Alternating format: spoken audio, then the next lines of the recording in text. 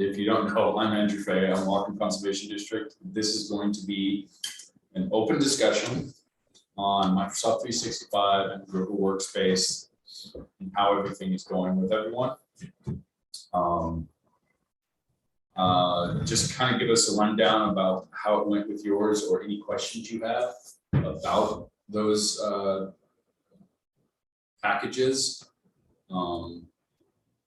Any questions at the outset?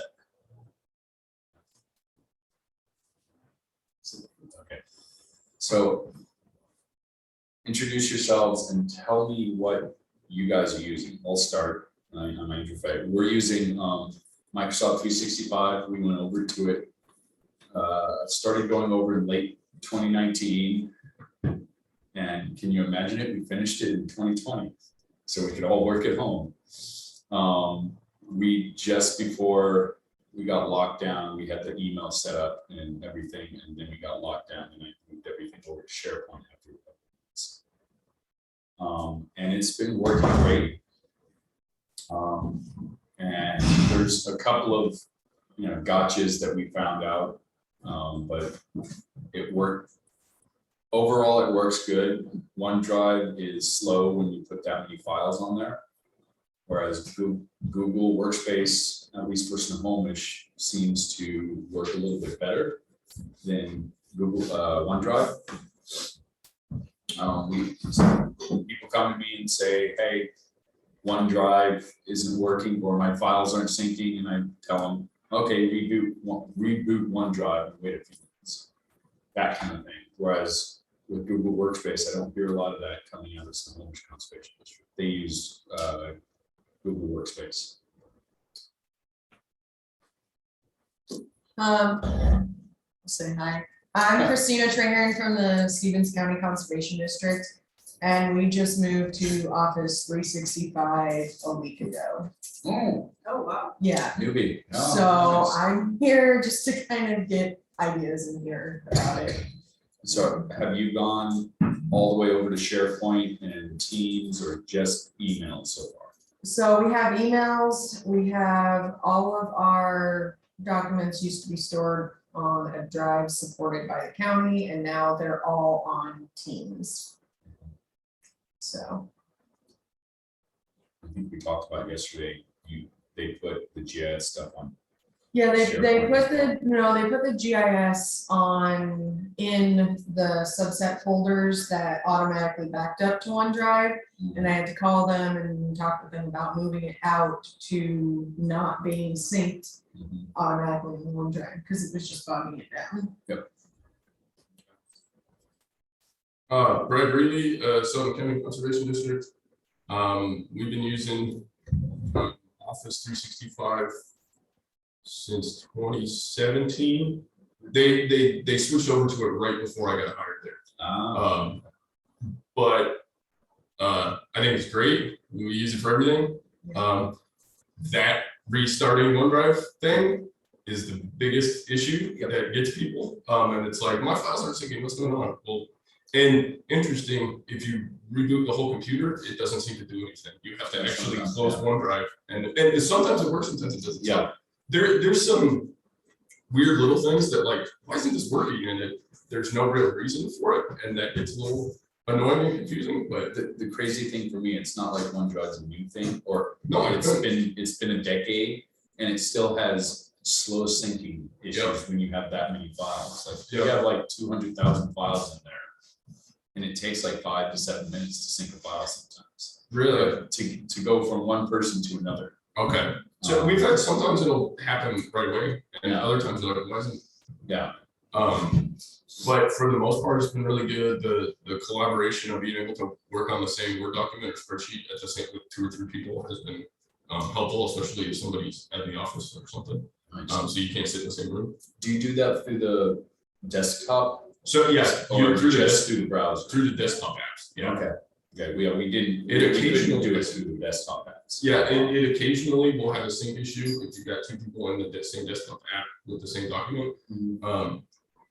It hasn't really caused any major issues recently, so it's been pretty smooth.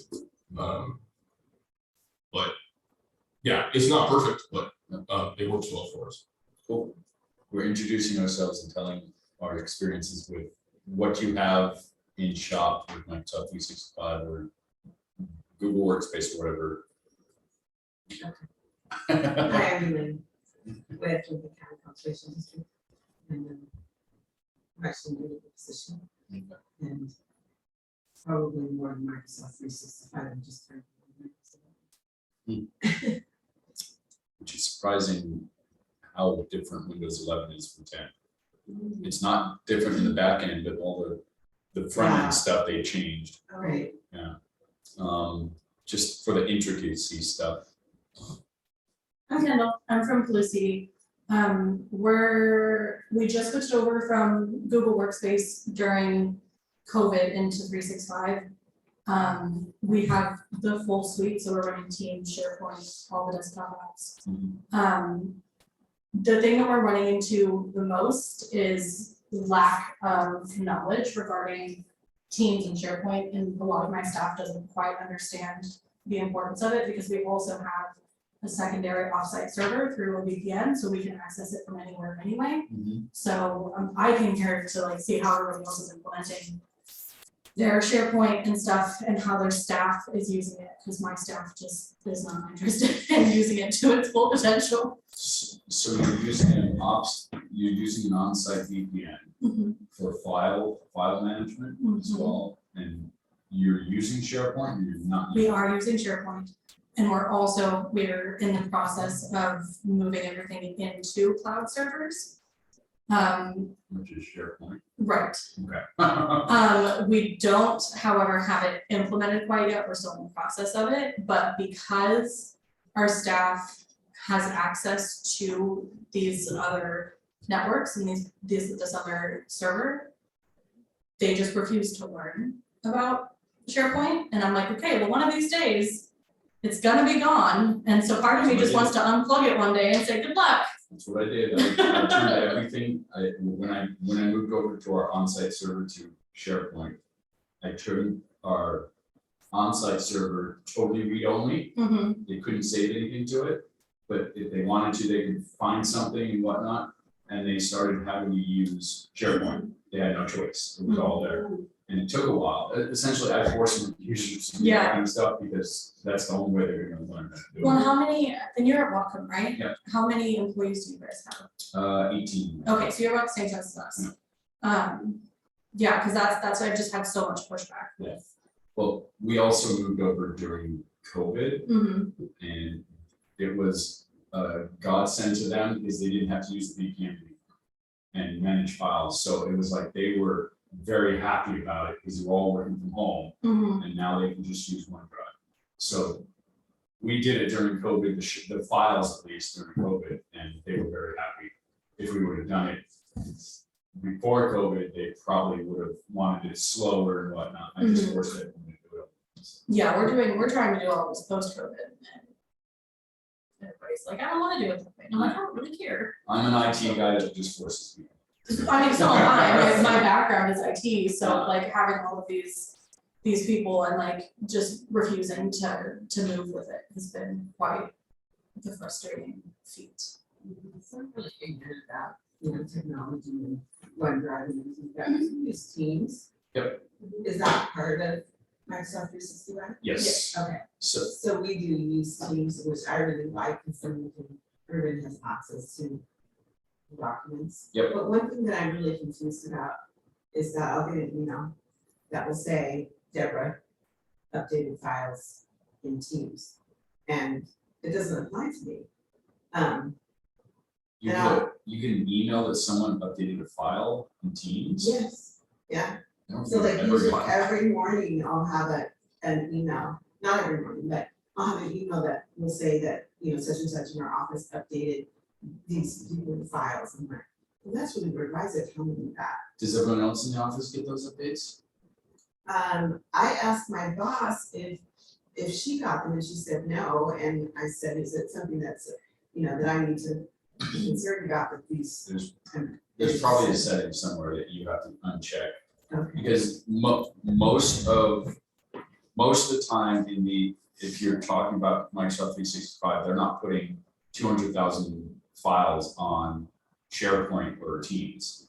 And Teams uses SharePoint for their file storage. So it's all kind of integrated. Okay, So the back end, you don't see that it's on SharePoint, but it is actually on SharePoint. so And so Sherry SharePoint's said like OneDrive. that again, you're saying most Like if, most people aren't in a- using Teams as as their a storage huge- device? well, Yes. big companies, not conservation, they will set up a SharePoint.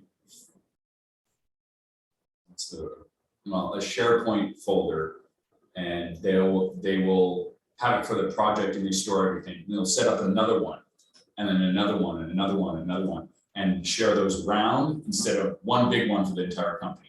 They don't, OneDrive wasn't necessarily made for 200,000 files. That's what we're kind of running into, how long it takes it to sync. Most big companies don't set up just these big massive ones, they'll set up lots of little ones. But for us to do that as conservation districts would be atrociously hard to manage after 2 or 3 years, and you have 30 or 40 different SharePoints and they're all over the place. And for every single thing, instead we put them all in 1 or 2 SharePoint drives. Okay, yeah, cause Yeah. all of our, like, everything we had was It just moved into Exactly, and Teams. that works fine. Okay. That to me, that's the best way, but big companies don't necessarily do that all the time. So of course, big companies have their own drives that they just connect to SharePoint as well.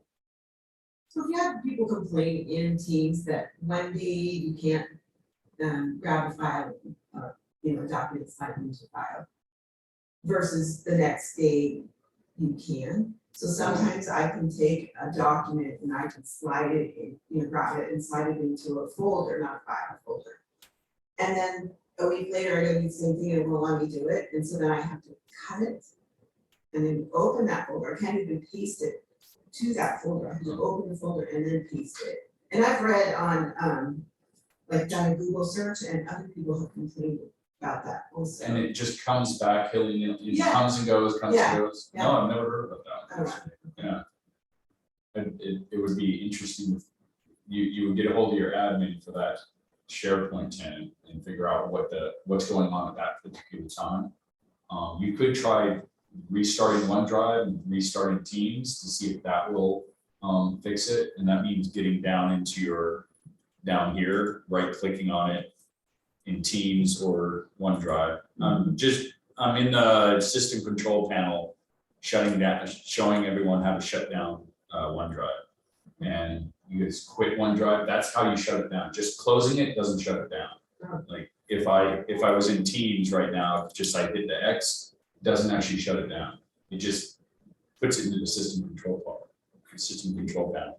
Okay. And then once you exit it from, or quit it in the system control panel, you go to start menu and start it up again after a few minutes. Give it 20 seconds or so Yeah. or more, and then start it up again. So it's sort of like rebooting that particular app. Oh, yes. Good morning, Oh, I'm everyone. sorry. Tara Lucky with the Sonoma Conservation District, and we use Google Workspace quite often, quite a bit. And I think Sarah Jones is on this call or part of this virtual meeting.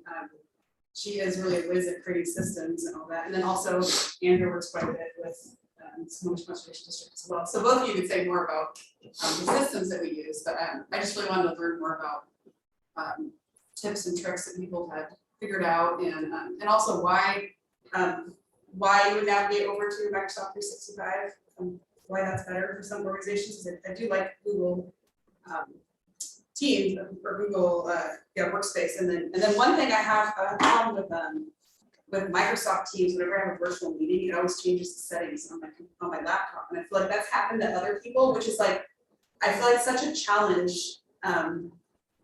Because it just keeps popping up. It does change some settings online too. I believe you can go into depending on what you're doing, you can go into settings, change it back and do a whole bunch of things, but I'd have to take a look at your Azure management to actually do it. Yeah, so I can change my settings, but then I've noticed that if I use Google, or I've noticed it happens to other people that are not super tech savvy. So when I'm having a Google meeting, Meets call with them, and they've had a Microsoft Teams meet. It's happened on their end too. So it's just interesting that it does that. When I start up Teams, it takes over my audio and video completely.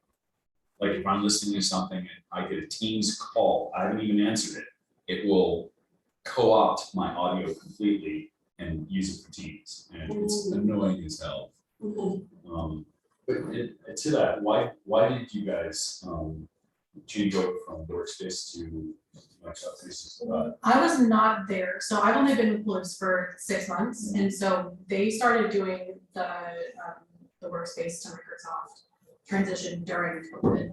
And I think that, I don't know if that was necessarily a CD decision, or if it was, we have a contractor that processes most of our IT and handles all of that. So I think it was more a decision on them, and it also worked out to just be a little bit more cohesive for everybody, to have all of that integrated, you know, with OneDrive and Teams, and it just worked out better. For the most part, it's been great. There's some people that are still like, you know, Workspace is the way to go, and refuse to use Teams, and at that point, I just stopped paying for their licenses, so, yeah. Yeah.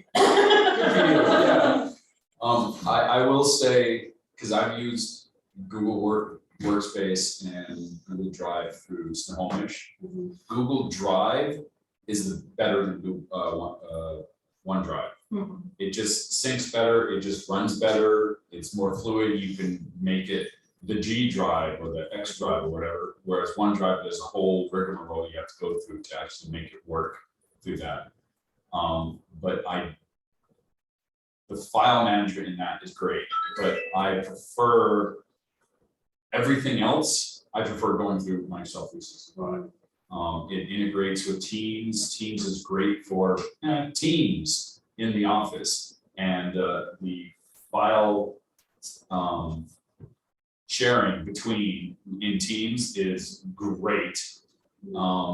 And because I'm already using Microsoft products, I'm not going to use Google Workspace products on my desktop, and it just works fluidly throughout the whole system except for OneDrive. And I denounce OneDrive, but still it's better than having it on site and having to come into work all the time and all that good stuff. But yes, people get used to one thing and don't want to switch over. If I could, I would say everyone go over to Microsoft 365 except for their file management, that kind of stuff. But it's just easier going over to one or the other. So is that possible to have, like, would you recommend in the future, I'm just throwing this out there, like Snohomish CD, would you recommend that they keep the G drive, but then go over to Microsoft 365, or is that not really possible? It's possible. I wouldn't recommend it because you're essentially splitting what they're using.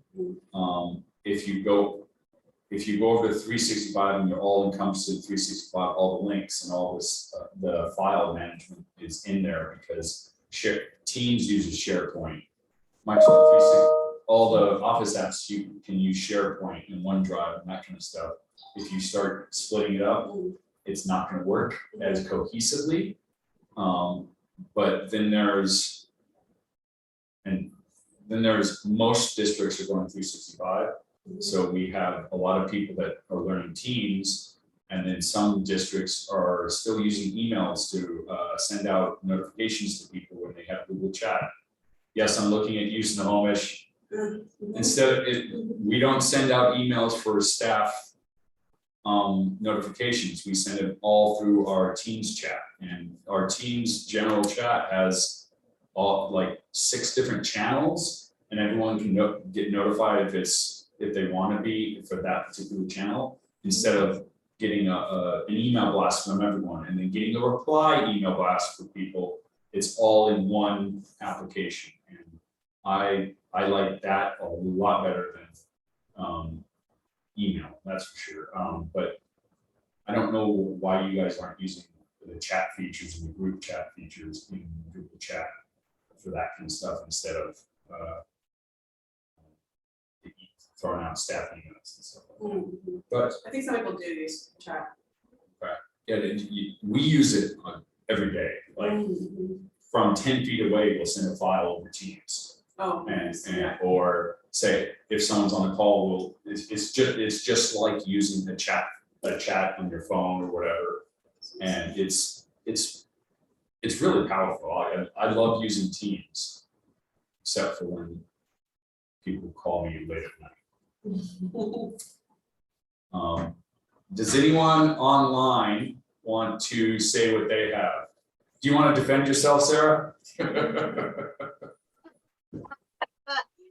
Well, I mean, I think, yeah, I think I actually feel like we kind of have the best of both worlds at Snohomish because, as you say, Andrew, the Google Drive is phenomenal. I'd never used it before professionally, and I find it to just work so well, even for people who are not tech savvy. And we have Microsoft products for everyone to use. So I can use Word and we can use Word and we can use Excel, which are far better than Google Docs or Google Sheets. But we also do a lot of collaboration on those Google products, Drive.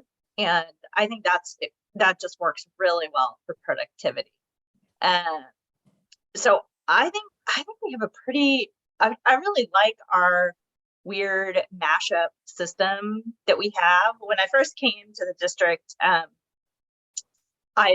was not a huge fan of it and wanted to go back to my previous experiences with Microsoft, but this has really grown on me, and it feels like a really good system.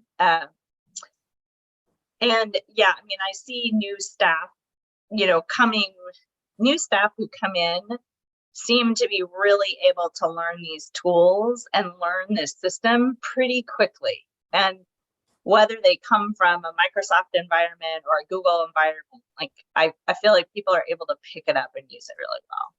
Yep. So. Do you find any issues with having the two systems and integrating them between each other, or it just doesn't come up? Well, I think I definitely come across people who have like a fundamental misunderstanding of like the Google Drive versus the shared drive.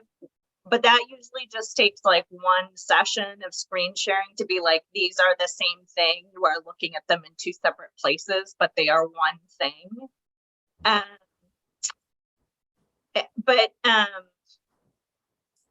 Yeah, generally works well. And I second Tara's comment about Teams. Like that's a real problem for us. And I see that just cropping up where probably at least once a week I have a virtual meeting with someone where they're like, sorry, I was just on a Teams call. Now it's going to take me 10 minutes to like get my audio and my stuff squared away at the beginning of our call. So it regularly interrupts our work.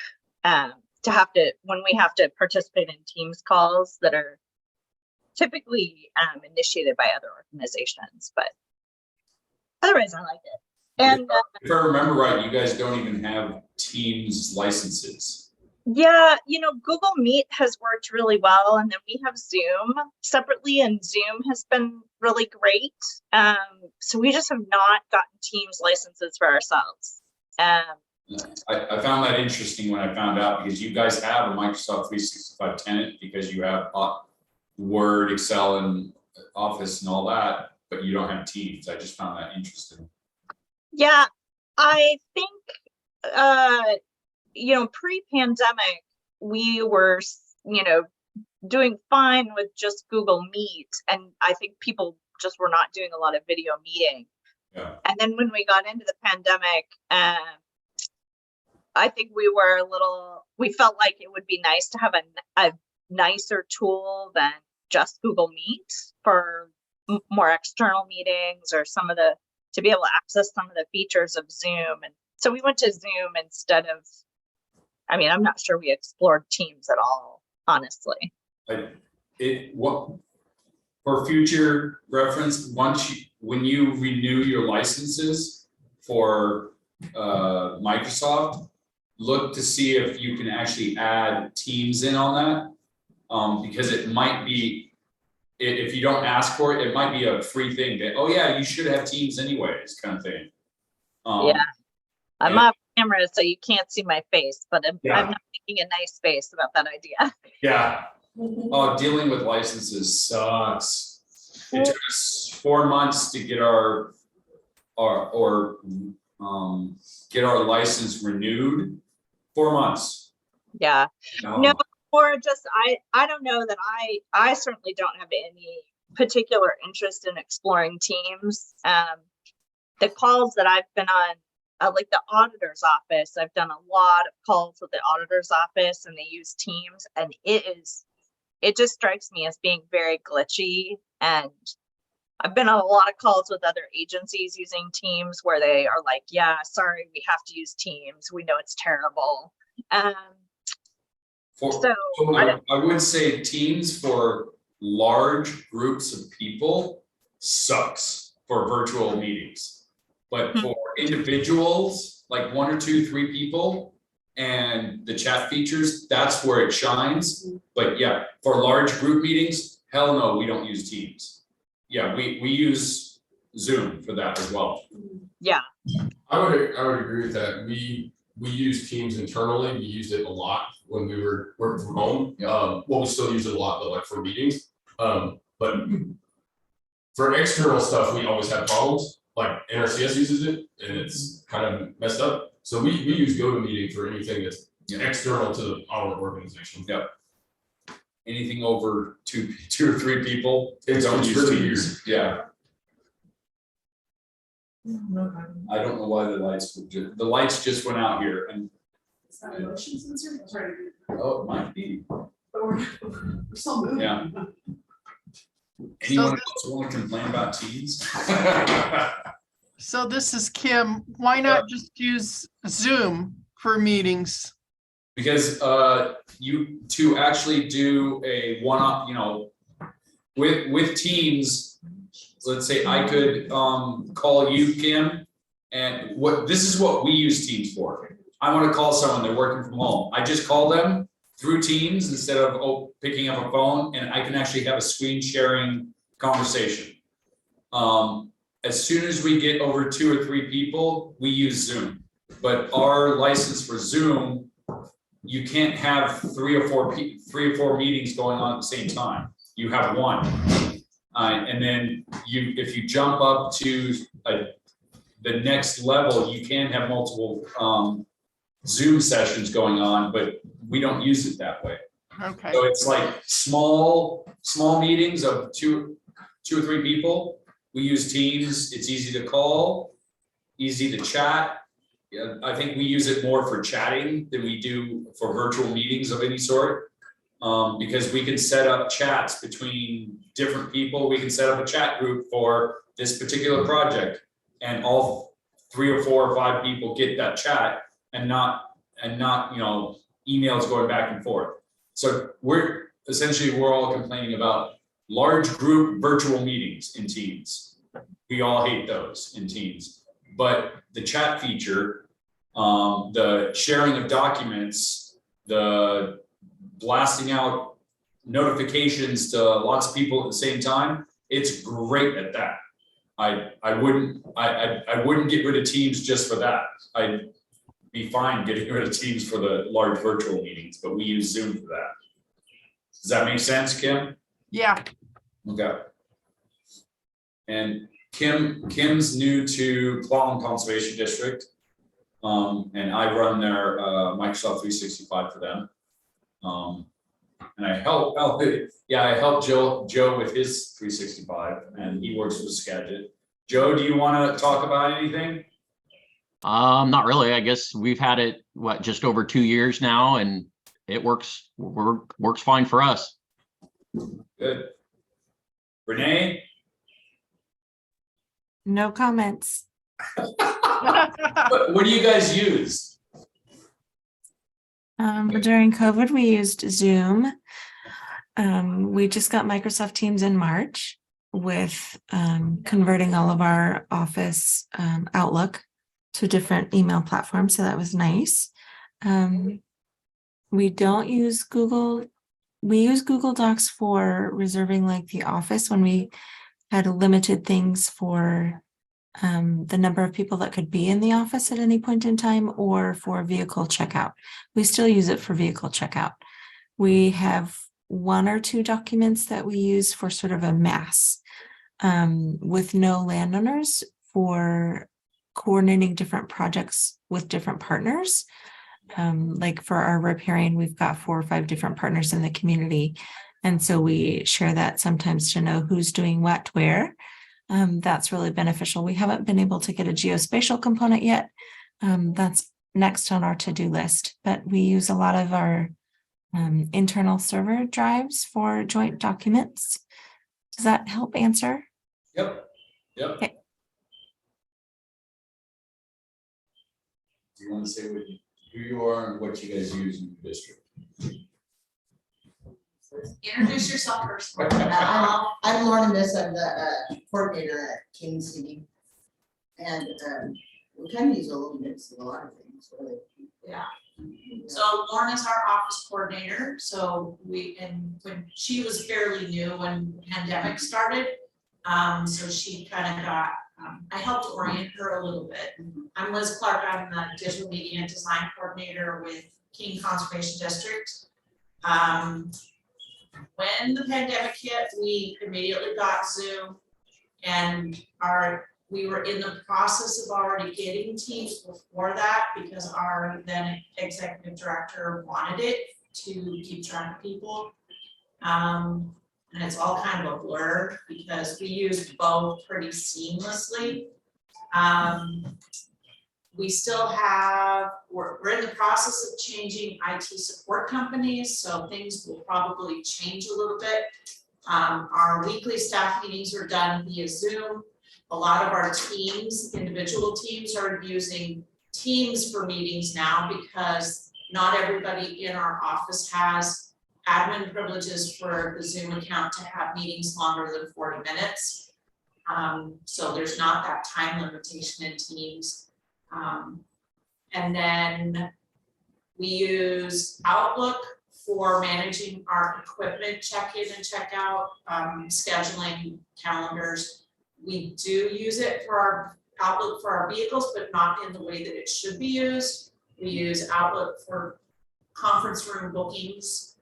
And a lot of one of the things that I wanted to do, and I think Lorna agrees with me on this, is a training for how to actually use Outlook the way it's intended to be used. A lot of people don't fill their calendars appropriately, so you can't tell where they are, when they are, what they're doing as tasks, things like that. Whereas Mark and myself and a few other people, you can look at our calendar and see what we've done during a day. It might not be booked out in the future, but in the past, it's all in there. You can see what I use categories for time blocks, and I put titles for my tasks that I completed. I don't use Outlook tasks, but I use calendar items.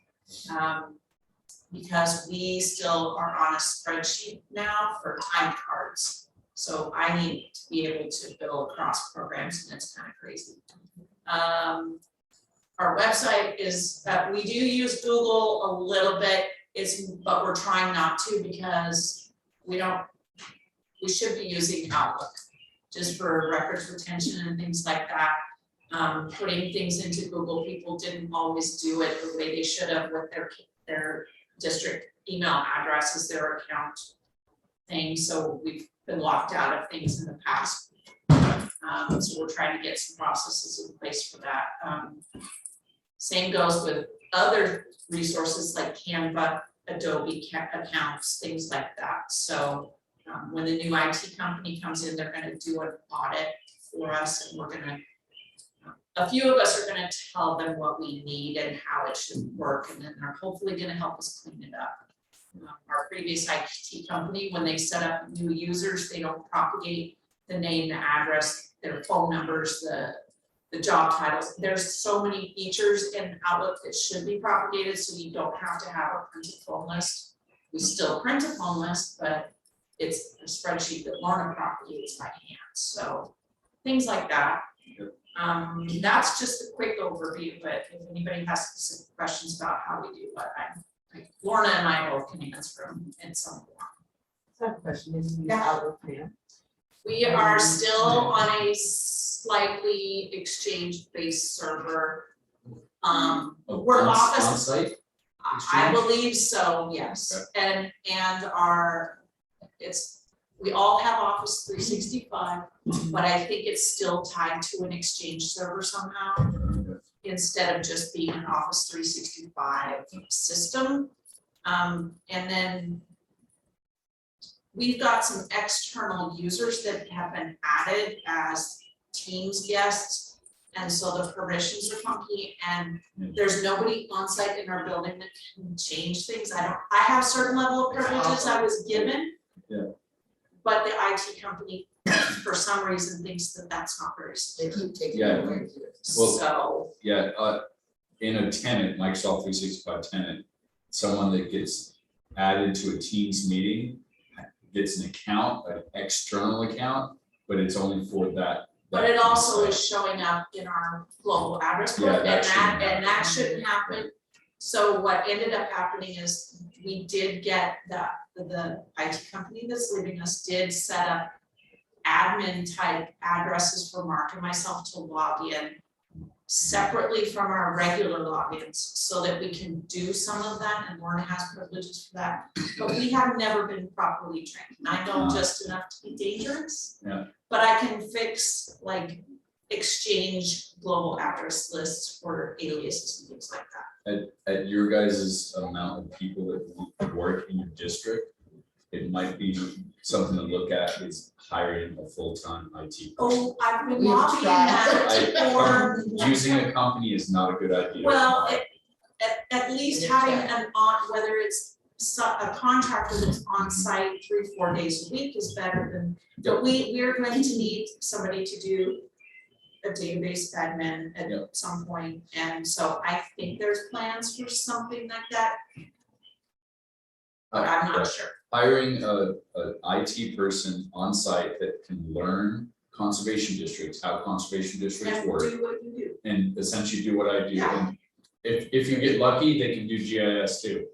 Well, But and just just general tech databases, support. websites, Tech video, support. tech support, on-site tech support. Once you hit a certain level of, or a certain amount of people, it's just better to have someone on site. And So that would be great. I serve as that interim person for some things until I say, call me first, email me first, and if I can't fix it, then submit a tech request. Cause you get companies that they just route the calls wherever they can, and they don't know how conservation districts work. And having that little intimate knowledge of how it all works has come in really handy. And I've seen conservation districts go down a really bad hole. It's like looking at Snohomish. We're in that battle. Going for something like customer relation databases that are way over need, way too big for what they needed. Right. Do And most of the conservation districts have an IT person? no. No. Snohomish does, we do, I'm IT for, I help Joe in Skagit, I help Okanagan when they need it, Craig's their IT person. But he's a manager as well, and he's done a pretty good job with it. I help Clallam and Jefferson as well. But they're like 4 or 5 people, so it's having an IT person on staff is not gonna work. The challenge, I think, for conservation districts is too, that typically people that are hired in, they say they know a program and they really don't. Yeah. They don't, they know how to use Word and Excel at a very low level. So they don't, when you talk about a style sheet or templates, they're like, what? And it's like, oh, come on, that's like basic, that's like the lowest level of document formatting and knowing how to use the tools. So yes, you have that skill, but is it the skill that you need to do the job without asking for help all the time? If you do need someone to sit in on if you want to hire someone IT or GIS and you want someone that actually knows what they're talking about, I can listen in on it and ask the pertinent questions. Well, and having an IT person that can do the training to Yeah. bring. Yeah. So this is how this office uses this tool and this is how you have to do it. Yep. You can't use it the way you, just because you don't like it. This is the way we do it in this office. There's no leeway. Someone that can actually crack the whip and a district manager that will allow that and will actually back you up and not take advice from that employee and then they tell you, no, let them do it that way. And it's like, no. Yeah. It's just gonna create a mess 2 years down the line. So my question is, like, engineers with plus here.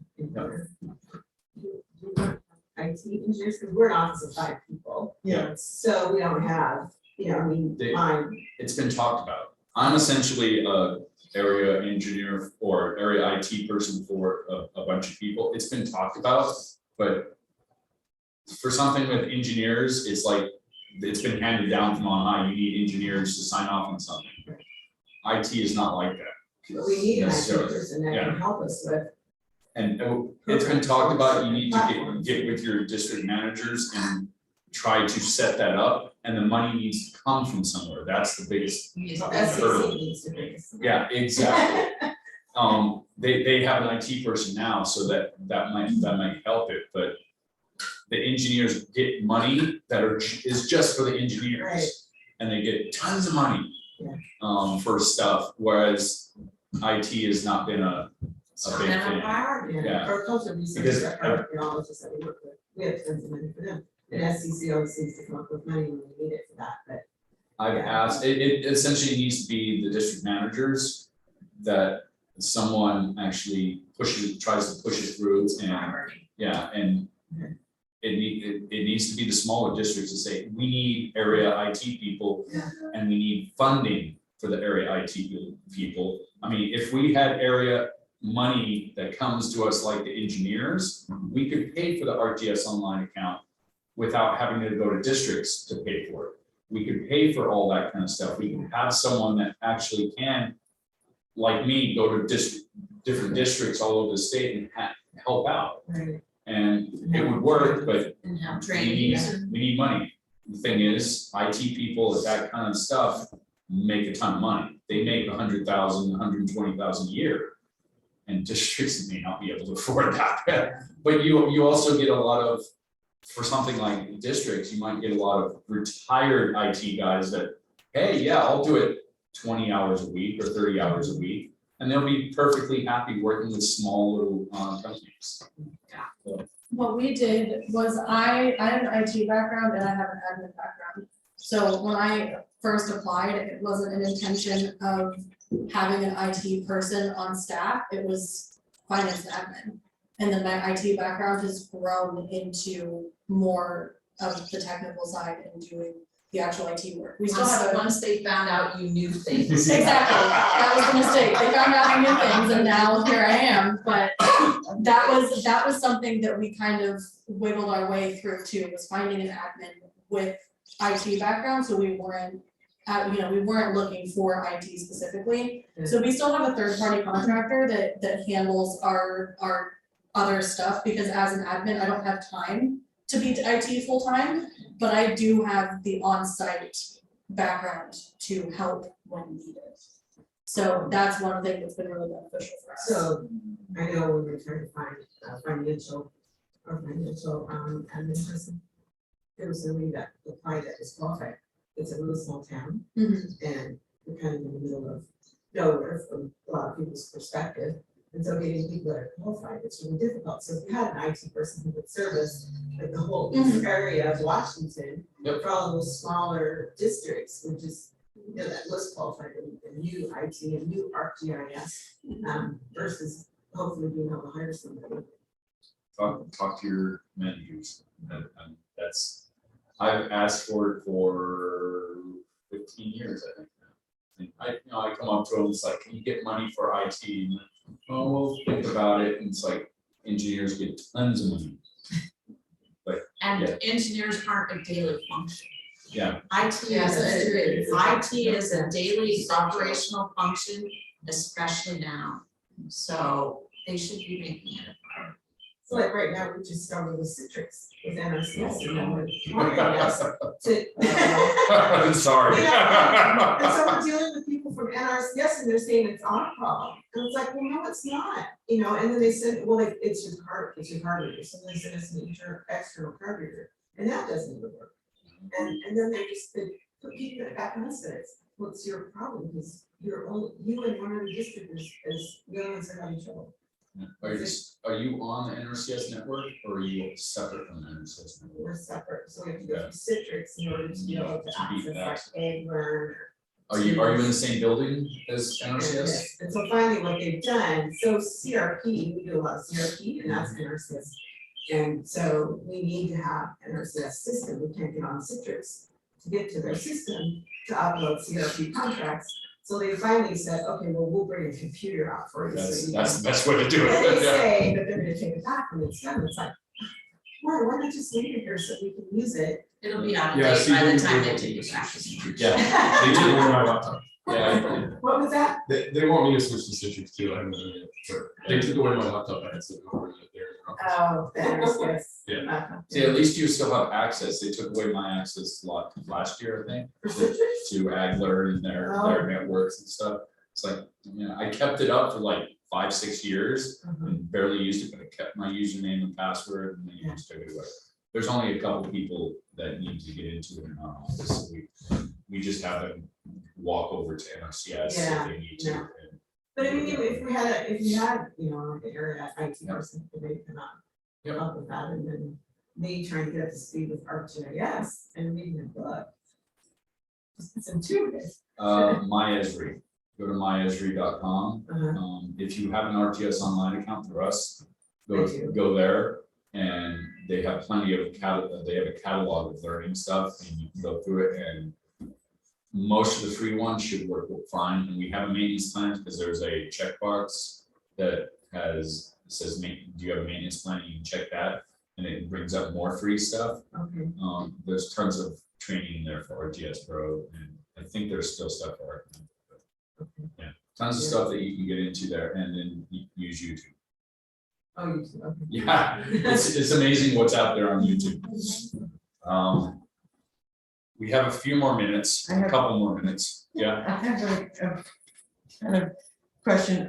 So I don't have an IT background at all. I'm here because I'm trying to organize our files and get systems in place or figure out how to do. We need a file plan. File structure, yes, Yeah. naming, Naming convention, file yes. plan, file structure. Is there any templates that are good to use? I have some already created, Okay, because because I don't wanna have to. you're not the do- only one that's I asked. don't wanna have to Yeah. do that. I'll just send me an email and I will send you what I have for folder structures. Yeah, it seems like we've had a couple people come in and they like started restructuring it and then they left and now it's halfway through. And it's in like 3 different stages and there's like duplicates. of everything. I didn't actually do our company drive, I just take care of the GIS drive kind of thing. Karina came through about 5-6 years ago and she went through our entire company drive. And she reorganized because she's a very good she likes everything organized. And she went through the whole thing, came up with naming conventions and everything. And that has been great. Of course, we still lose things. Yeah. Trying to find things. Well, especially like, cause now we just moved to Teams and they moved everything as it was. It was almost like we were like, well, we should have talked to them about like letting us just start off brand new and. Yeah, using Well, it as it the is. fact that you moved it to Teams means it won't be as painful to reorganize it in Teams and rename things because links won't break.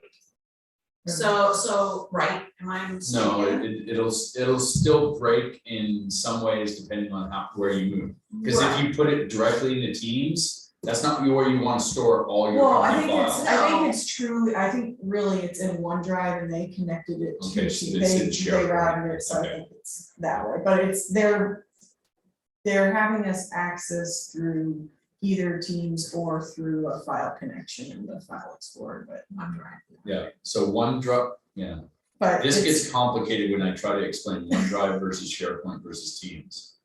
OneDrive is an interface that you use on the desktop to access SharePoint. Okay, SharePoint is the backend that stores all the files for OneDrive and Teams. okay, Yeah, so, but when you say, yeah, go to the SharePoint folder, you're going to need, if you're on OneDrive on the desktop, you use OneDrive to get to that folder.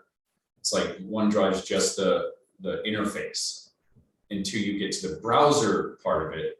And then OneDrive out there still uses SharePoint in the background, but it's a different way to get to it. So okay. you have to kind of understand that, and I've never been able to come up with like a diagram to actually explain that. Yeah, so we have 9 minutes before the next sessions start. I just want a quick question. How many of you are backing up your Google Workspace or your Microsoft 365? So I'm pretty sure ours is being backed. now, when I say backup, I do not mean compliance through Microsoft 365. Are you actually backing it up? So So backup. it copies to make sure it's worth. The whole thing? Yeah. Nice, nice. I don't know how, we have our IT through our county and I don't know how they do that. So And they it's- probably take care of it's- that. Yes, brand new to us, so I'm still trying to. Ask them, if you delete a file, can you somehow go get that? Okay, Right now, we're using spanning because in the next 2 months, I'm gonna switch over to backing up to our Synology. And I know Clallam and Skagit, but I back up their stuff to their Synology disk stations as well. So there's an on-site backups. But it's good. It's a good thing to have multiple backups of your SharePoint and your Teams and that kind of stuff. So I don't know what Kintu was doing, and I don't know what the new company is going to be doing. Okay. But I'm pretty sure it's been backed up. I know Yeah. our internal server gets Yeah. backed up. Yeah. So. You might want to check on it, see how they back it up, and the compliance software that comes with our government Microsoft 365 tenants don't think of it as a backup, think of it as a compliance software. Because if someone deletes an entire folder with 2,000 files in it, you have to go through and restore those files. All the folders are gone. Yeah. There's no like easy, Structure. yeah, there's no It structure. loses the structure? Yeah. So Um, when I say we I back just it up, decided then that. you gotta. Backing up your 365 as a backup, not as compliance. Like all of our tenants should have, because we're government, a government agency, it should already be built in for compliance stuff, but that is built for, I've got a public records request. I need to get all this data, and you just dump everything to a file and give it to the lawyer or whatever. Whereas if someone comes to you and says, I deleted this folder, or I deleted this file, you can use that compliance software, but it's really, especially the first time you ever do it, it's difficult as hell to do. I know on our server, I can go look at the backups, because it gets backed up twice a day. On your on-site server. On the on-site shared Yeah. drive, I can right mouse click on a folder and look at the version history. Okay. That doesn't happen in my Office 365.